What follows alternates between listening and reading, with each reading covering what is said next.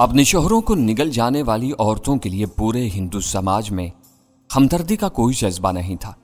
हिंदुओं का वो नजरिया बहुत खामोशी के साथ राह की सफों में सरायत कर गया। जो भारत की एक सुंदर नारी अपने नाज नखरों के बल पर कर सकती थी, उसे कई सूरमा मिलकर भी अंजाम नहीं दे सकते थे। राह वालों ने हसीनो जमील और पुरशपाब भारतीय लड़कियों को अपनी भट्टी का ईंधन बनाना शुरू कर दिया था। वो औरतों से काम ले रहे थे, लेकिन मजहबी और अमली तौर पर औरत की बर्तरी के जरा भी कायल नहीं थे। ये भारत के कुचले हुए और मजलूम तबकों की खुशकिस्मती थी कि इंदिरा गांधी उनके कसीर वोटों से मुल्क पर हुक्मरानी कर गई थी, लेकिन भारत में काम औरत को खास हद से तजावुज करने की इजाजत नहीं थी।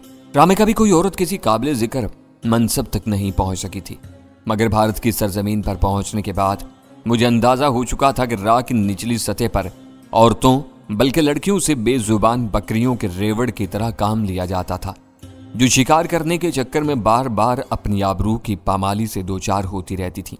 वो अपने शिकारों की शिकार ही नहीं होती थी, उनके बड़े अफसरान भी इस बहती गंगा में हाथ धोते रहते थे। आवारगी और बेआबरूई के ऐसे शर्मनाक फलसफे पर अमल करने वाली एक भारतीय एजेंसी से ताल्लुक रखने वाले इन अफराद का यह रवैया मेरे लिए हैरान कुन था। इस वक्त मुझे एहसास हुआ कि गजाला के साथ मैंने भारत में रुक कर एक भयानक और रूह फरसा खतरा मोल लिया था। मेरी नीयत साफ थी, शायद इसीलिए वो दोनों मेहरबान हमारे कमरे में आए थे, वरना इनकी जगह ऐसे दरिंदे भी आ सकते थे जो मुझसे कोई बात करने से पहले गजाला को जबरदस्ती होटल से उठा ले जाते। दूसरा शख्स कमरे की तलाशी लेता रहा। चंद मिनट बाद मुसल्ला नौजवानों ने अपने रिवाल्वर की सर्द नाल मेरी गर्दन से लगाकर दूसरे हाथ से मेरी जामा तलाशी ले डाली। मेरे पास से कुछ बरामद हुआ, न कमरे में कुछ मिल सका। आखिरकार मुझे हाथ नीचे गिराकर इनका सामना करने की इजाजत मिल गई। तुमको हमारे साथ चलना है, मुसल्ला नौजवान ने अपना फरमान सुनाया। कहाँ और तुम कौन लोग हो? मैं नर्म लहजे में रसानिये से पूछा। हम सरकारी आदमी हैं, तुम्हें पूछगछ के लिए हमारे साथ जाना होगा। उसने अटल लहजे में गोल मोल सा जवाब। ओह, तो तुम इन्हें गिरफ्तार करने आए हो? गजाला ने खौफजदा आवाज में पूछा। मैंने ये लफ्ज इस्तेमाल नहीं किया, हो सकता है कि पूछगछ के नतीजे में इसकी नौबत भी आ जाए। मेरे साथ शायद गजाला भी समझ चुकी थी कि वो दोनों राह के अहलकार थे और मुझे ले जाने के लिए मक्कारी से काम ले रहे थे। हम दोनों भारतीय सरजमीन पर गैर मुल्की थे।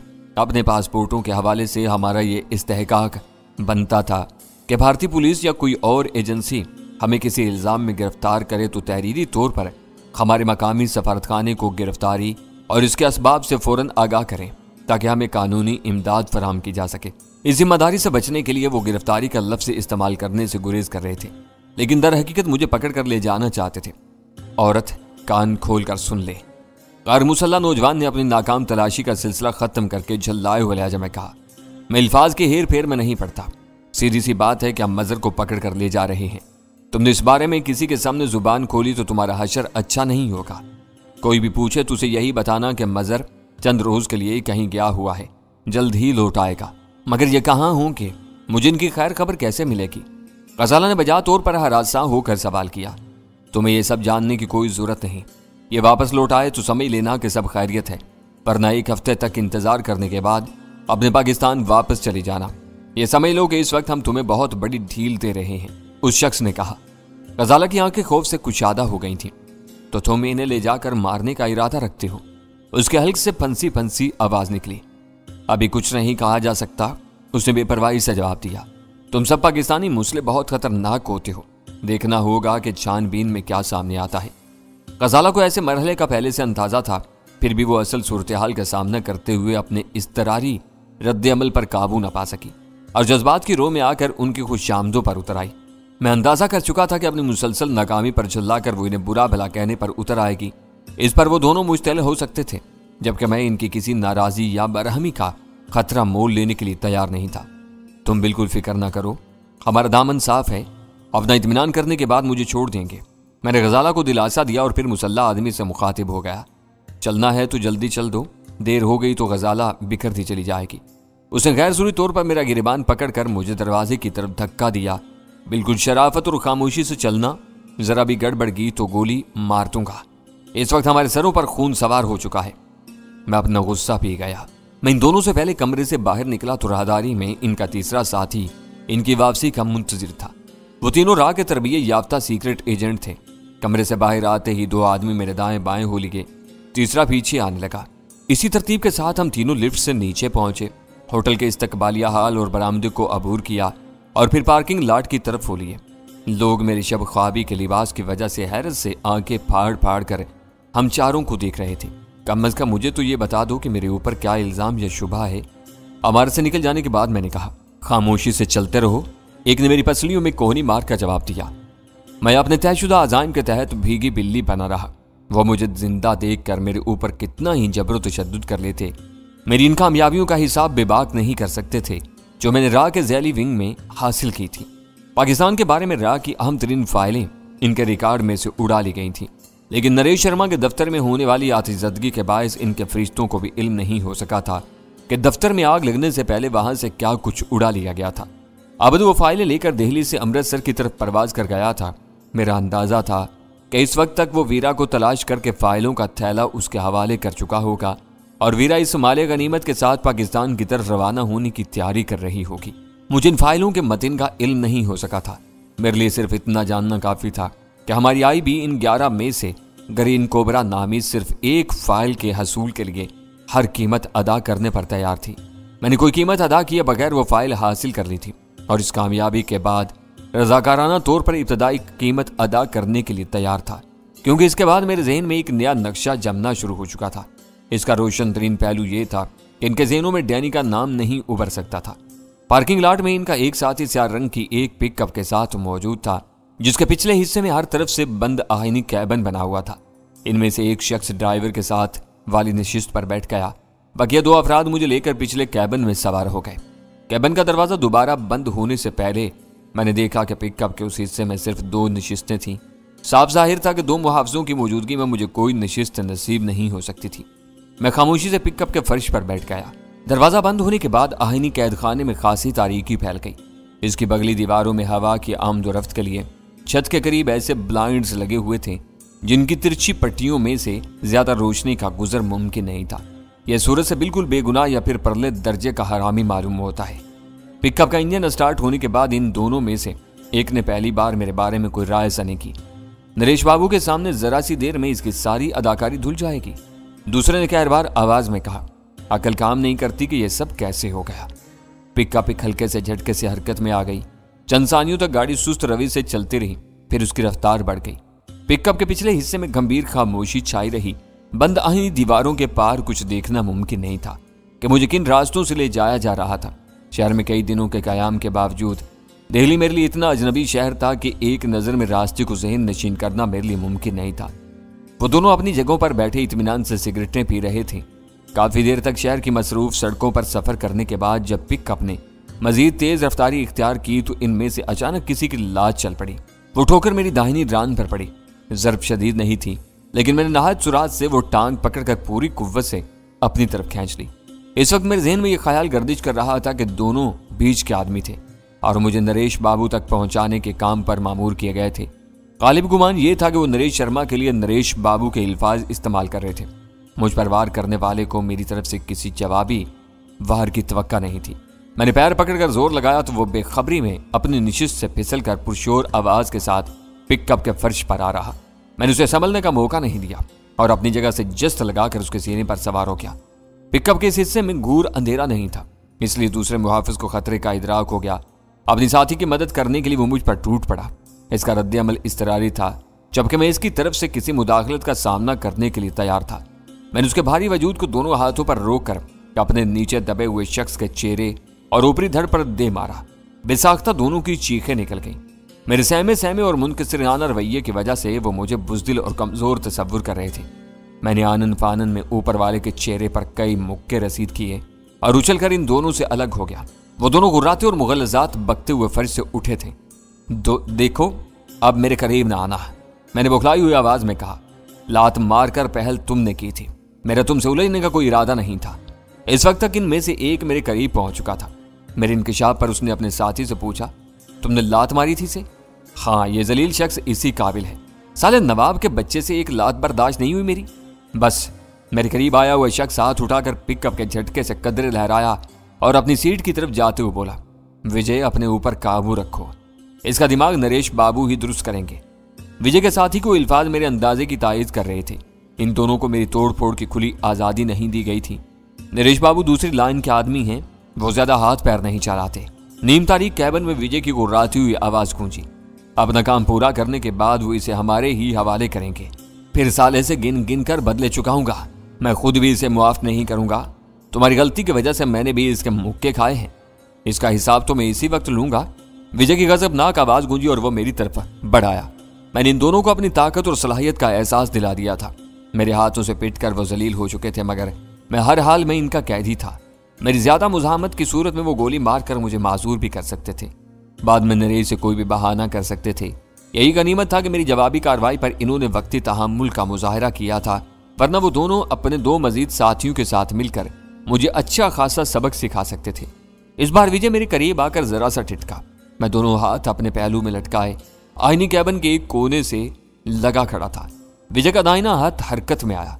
मैंने जरा भी जुम्बिश नहीं की और कैबिन शराब की तेज आवाज से गूंज उठा। मेरा चेहरा दोनों तरफ से आईनी दीवारों की ओट में था। मेरे रुखसारों पर विजय का भरपूर थप्पड़ नहीं पड़ा, मगर फिर भी इस दर्द पर मेरी आंखों में आंसू निकल आए। ये तुम्हारी औकात है, विजय गुर्राया। अब हमारे मुंह लगने की कोशिश न करना, वरना स्ट्रेचर पर नरेश बाबू के सामने ले जाएंगे। मसलहत ये थी कि मैं खामोश रहता। मैंने बात आगे नहीं बढ़ाई। मेरे ज़हन में यह बात पूरी तरह जम चुकी थी कि वो लोग मेरे साथ जो कुछ भी कर लेते, अपने खसारे का अजाला नहीं कर सकते थे। कुछ देर तक यूं ही खड़े खड़े झटके खाने के बाद मैं उसी गोशे में बैठ गया। वो सफर था कि खत्म होने का नाम ही नहीं ले रहा था। शायद वो लोग मुझे दिल्ली के आबाद और मरकजी इलाकों से निकालकर किसी मुजाफाती वीराने की तरफ ले जा रहे थे। बंद और नीम तारीख वैन में मुझे वक्त का कोई अंदाजा नहीं हो सका। मैं शब ख्वाबी के लिबास में नाश्ते से महरूम बैठा रहा। फिर पिकअप की रफ्तार कम होने लगी। सुस्त रवि से कुछ फासला तय करने के बाद पिकअप ठहर गई और इसका इंजन भी बंद कर दिया गया। गाड़ी रुकते ही वो दोनों तीर की तरह मेरी तरफ आए और सख्ती से मेरी आंखों पर एक स्याह पट्टी कस कर बांधी। मैंने इस बार भी कोई मुजाहमत नहीं की। दरवाजा खोलकर उन्होंने पिकअप से मुझे नीचे उतारा। मैंने अपने बदन और बाजुओं पर मजीद कई अजनबी हाथों के लम्स महसूस किए और फिर कई कदमों की मिली जुली धमक के साथ हमारा जुलूस चल पड़ा। इन्होंने मेरे हाथ बांधने की जरूरत महसूस नहीं की थी। इस वक्त रहनुमाई के लिए सिर्फ एक शख्स ने मेरा हाथ थामा हुआ था। कच्ची जमीन पर हमारे कदम नहीं पड़े। नीचे नीम पुख्ता फर्श की आहटें थीं और खुली हवा के झोंके बता रहे थे कि हम किसी मैदान या अहाते में से गुजर रहे थे। ठोस और पुख्ता फर्श पर इंसानी कदमों का आहंग बदल गया। चंद सीढ़ियां अबूर करने के बाद खुली हवा खत्म हो गई। जूतों की आवाज गूंजने लगी। हम किसी इमारत में दाखिल हो चुके थे जहां मुतवक्का तौर पर नरेश शर्मा मेरा मुंतजिर हो सकता था। कुछ फासला तय करने के बाद हमें सीढ़ियां उतरना पड़ी। क्यास बता रहा था कि वो मुझे तहखाने में ले जा रहे थे।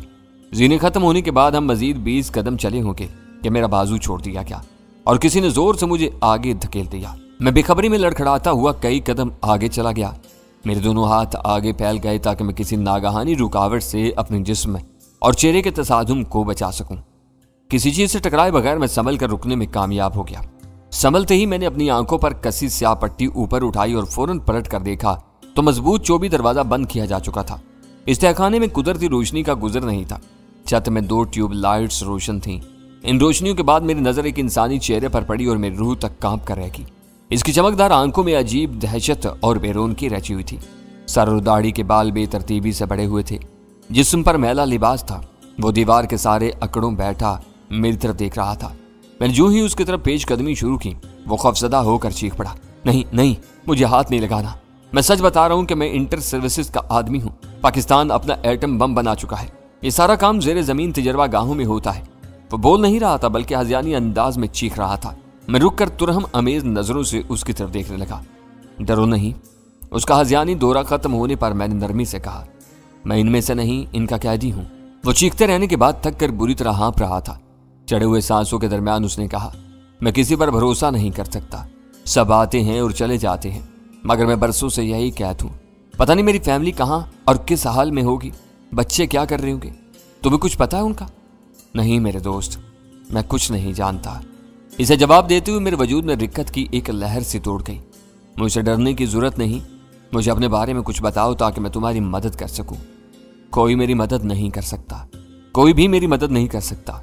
यह कहते हुए उसने अपने सर घुटनों में दिया और किसी बच्चे की तरह बिलक कर रो पड़ा।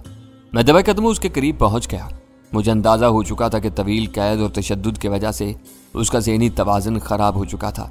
उसके कपड़े मैले थे लेकिन बदन से ज्यादा बू नहीं आ रही थी। शायद उसे कभी कभार नहाने का मौका दिया जाता था ताकि उसके पास आने वाले भारतीयों को नाकाबिले बर्दाश्त बदबू का सामना न करना पड़े। मैंने उसके छाने पर हाथ रखकर हमदर्दी से पूछा, क्या तुम पाकिस्तानी हो? उससे रोना यकलक तर्क कर दिया। सर उठाया तो उसकी आंखें खुश्क और वीरान थी। इतने बरस हो गए, अब मुझे कुछ याद नहीं कि मैं कौन हूं, मगर खुदा की कसम एटम बम मैंने नहीं बनाया। अब मुझे ना मारना, मेरी हड्डियों की कुव्वत बर्दाश्त जवाब दे चुकी है। मुझे एक बार मेरी बीवी बच्चों से मिला दो। मैं रावालों की कैद में आकर फिक्रमंद नहीं हुआ था, लेकिन उस नामालूम शख्स की हालत ने मुझे फिक्रमंद कर दिया था। चंद सानिये यूं ही गुजर गए, फिर दीवार में पोशीदा किसी स्पीकर से एक इंसानी आवाज गूंज उठी। मजहर खान, मैं नरेश शर्मा बोल रहा हूं। इस सेल में मौजूद वैसी इंसान के रूप में शायद तुमने अपना मुस्तकबिल देख लिया होगा। तुम जो कहना चाहते हो कह डालो, तुम्हारी हर आवाज मुझ तक पहुंच रही है। खुफिया कैमरे की आंख से मैं इस वक्त तुम्हारी हर नकलो हरकत को देख रहा हूं। मैं ये सब समझने से कासिर हूं, मुझे यहां क्यों लाया गया है? मैंने खौफसदा लहजे में पूछा। सच जानने के लिए सच न उगलने वालों का जो अंजाम होता है, इसकी एक मिसाल तुम्हारे सामने बैठी। मैं तुम्हें हर बात सच सच बता चुका हूं, अब तुम क्या जानना चाहते हो? मैंने घबरा कर सवाल किया। कोई पोशीदा कैमरा मेरे चेहरे पर मरकूज था। इसी सदाकारी के साथ बेहतरीन अदाकारी भी मेरी नागुज़ीर जरूरत बन गई थी। नागर से तुम्हारे कैसे मरासम थे? नरेश बराह रास्त अपने मतलब की बात पर आ गया। उसने हाल के बजाय माजी के बारे में सवाल किया था। बहुत तुंद खू और कीना परवर आदमी है। मैंने धड़कते हुए दिल के साथ हाल के सीखे में जवाब दिया। कल उससे मेरी दूसरी और आखिरी मुलाकात हुई थी। उससे पहले वो मेरे फिंगरप्रिंट्स लेने के लिए रीना के साथ मेरे होटल में आया था। जो बातें मुझे मालूम है वो दोहराने की जरूरत नहीं, मैं अंदर की कहानी जानना चाहता हूँ। नरेश की आवाज और ज्यादा सर्द हो गई। हमारे दरमियान कोई खुफिया राब्ता नहीं है, मैंने बुखलाए हुए लहजे में कहा। रीना ने मुझे बताया था कि वो ब्लैक कैट्स का बेहतरीन कमांडो है और उसके साथ ही उसे खूनी भेड़िए के नाम से जानते हैं। उस जैसे खतरनाक और पेशावर आदमी के साथ मेरे क्या मरासम हो सकते हैं? तुम मुझसे पूछ सकते हो वो मुझे पसंद कर सका?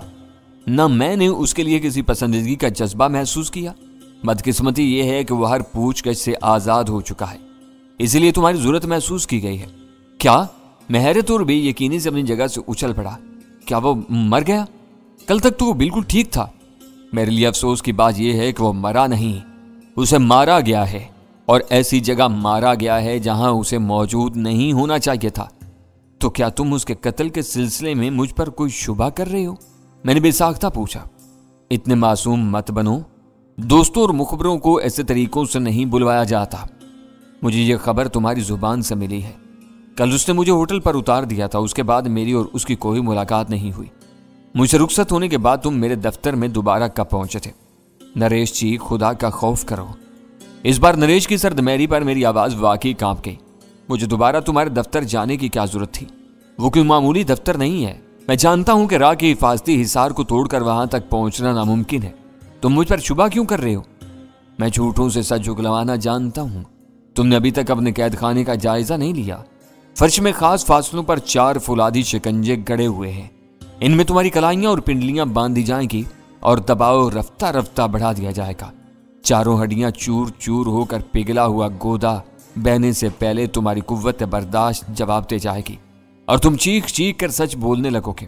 यह तरकीब मैंने दूसरे मरहले के लिए बचा रखी है। तुम मुझे घेर कर किसी वजह से मारना चाहते हो तो सामने आओ और मेरे सर या सीने में पिघला हुआ शीशा उतार दो। दोस्ती और एक दूसरे का साथ निभाने के सुहाने वादे करने के बाद तुम आज एकदम क्यों बदल गए हो? क्यों मेरे खून के प्यासे हो गए हो? तुमसे मुलाकात में सब कुछ तय हो जाने के बाद पुलों के नीचे से यकायक बहुत सा पानी गुजर गया। जो कुछ हुआ उसे आसानी से क्या किसी भी कीमत पर नजरअंदाज नहीं किया जा सकता। हमें अपना मुजरिम दरकार है और तुम इस खाके के लिए सबसे मौजूद उम्मीदवार हो। नरेश जी, मैं पुरानी गाड़ियों का व्यापार करने वाला एक गरीब ताजर हूं। मैंने रूहान सी आवाज में कहा। मुझे बताओ कि मैं नागर को क्यों मारता? वो मुझे पसंद नहीं आया था, मगर उससे मेरी कोई दुश्मनी नहीं थी।